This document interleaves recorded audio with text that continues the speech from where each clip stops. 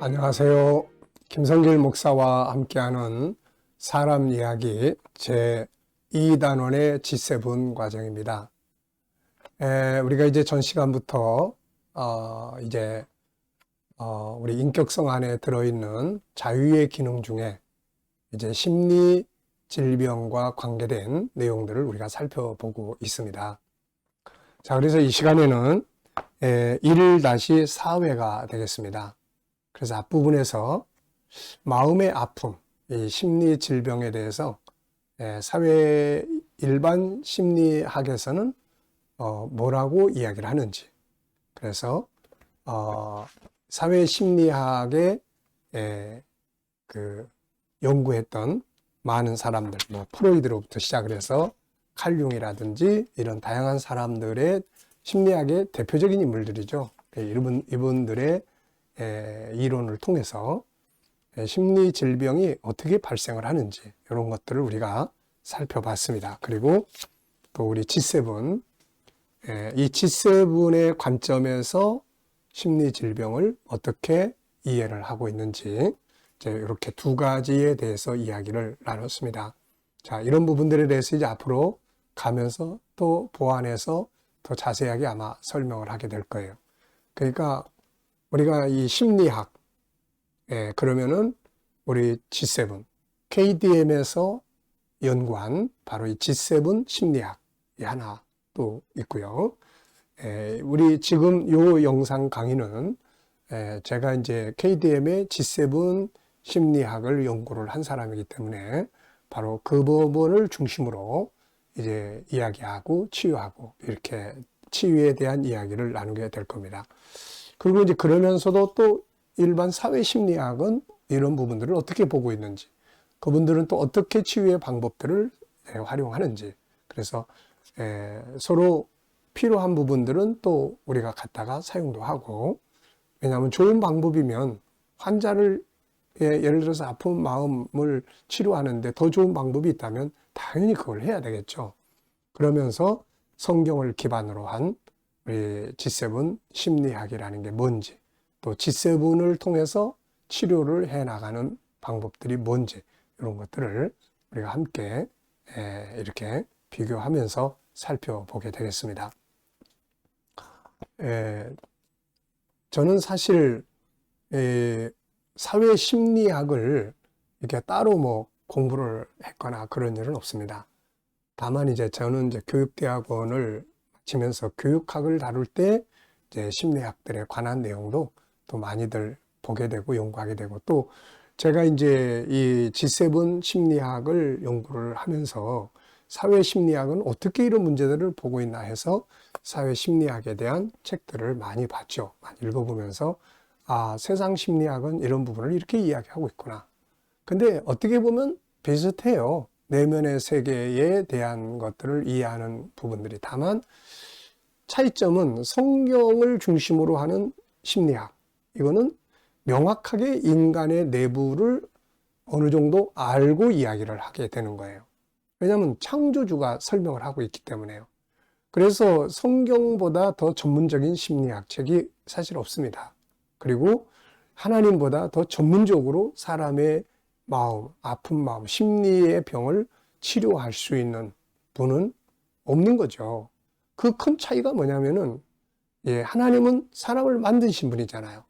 스가랴 12장 1절에 있는 것처럼 사람 속에 심령을 지으시니가 이러시되, 그러니까 지으신 분이 인간이 이렇게 살아야 되는데 이게 잘 안 돼서 이렇게 마음의 병이 생기는 거고, 이런 부분들은 이렇게 치료하면 돼 라고 하는 거하고, 이게 뭔지 전혀 모르는 인간이 이게 도대체 왜 저 사람이 저렇게 아파할까, 왜 이렇게 힘들어할까, 계속 연구를 하면서 인간의 내면에는 보이지 않지만 이런 게 있을 거야 하고, 그걸 바탕으로 치유의 방법들을 사용을 하고 하는 사람들의 이론하고 어느 것이 더 정확할 것 같으세요? 저는 성경이 당연히 더 정확하다고 생각을 합니다. 그리고 실질적으로 그런 일반 심리를 다루어 나가는 그런 부분들보다 성경을 기반으로 해서 다루어 나가는 때 훨씬 더 사람을 치료하고 아픈 마음을 이렇게 치유하는데 효과적이라는 것도 많은 임상을 통해서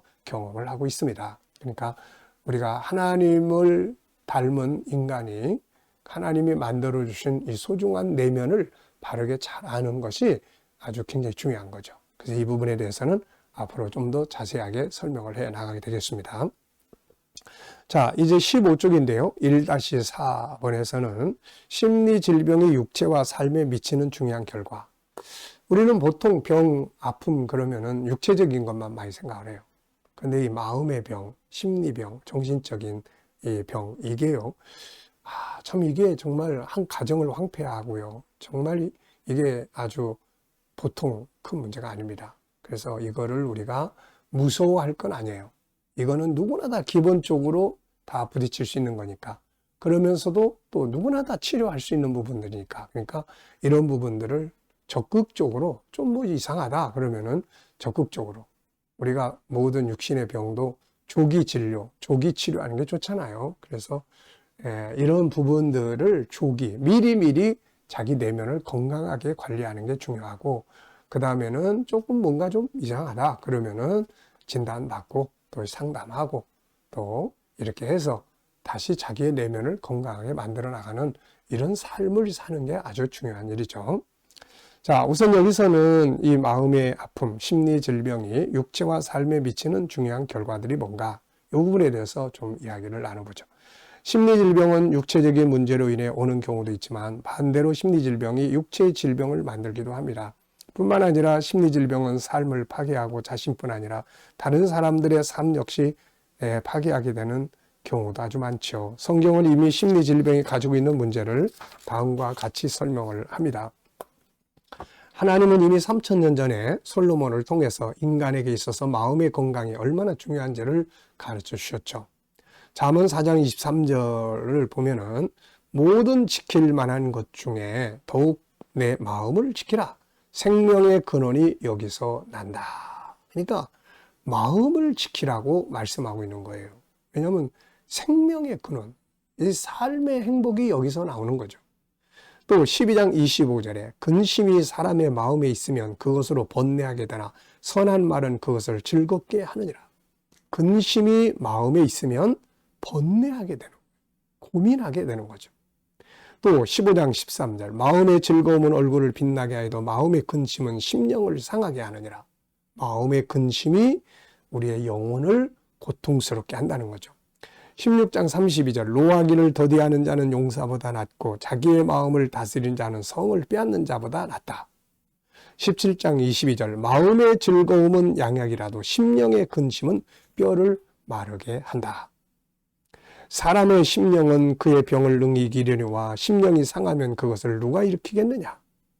자기의 마음을 25장 28절 자기의 마음을 제어하지 아니하는 자는 성읍이 무너지고 성벽이 없는 것과 같다.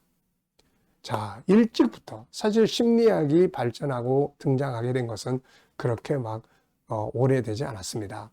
그런데 성경은 이미 3000년 전부터 솔로몬을 통해서 마음의 병이 뼈를 마르게 하고 이렇게 고통스럽다는 것을 이미 설명을 하고 있습니다. 이게.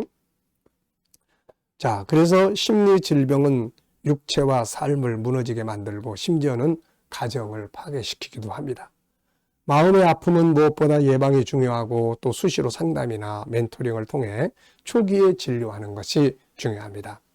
사실 우리가 신앙생활을 하는 것도 알고 보면 예방이에요, 예방.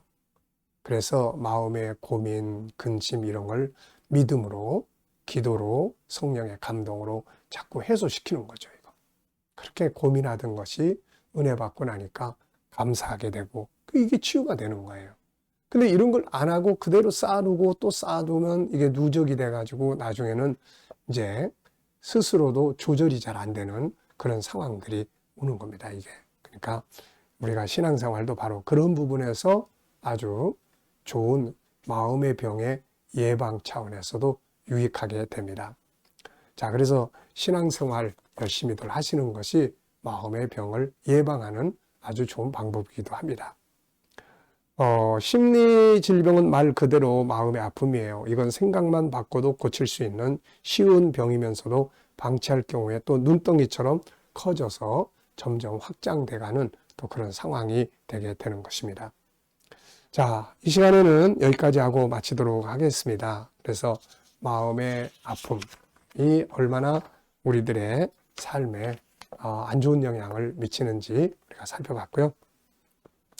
우리 KDM의 또 G7 심리학과 일반 사회 심리학을 조금 비교해서 말씀을 드렸고요. 다음 시간은 이제 심리 질병의 영역들에 대한 이야기를 좀 나누겠습니다. 감사합니다.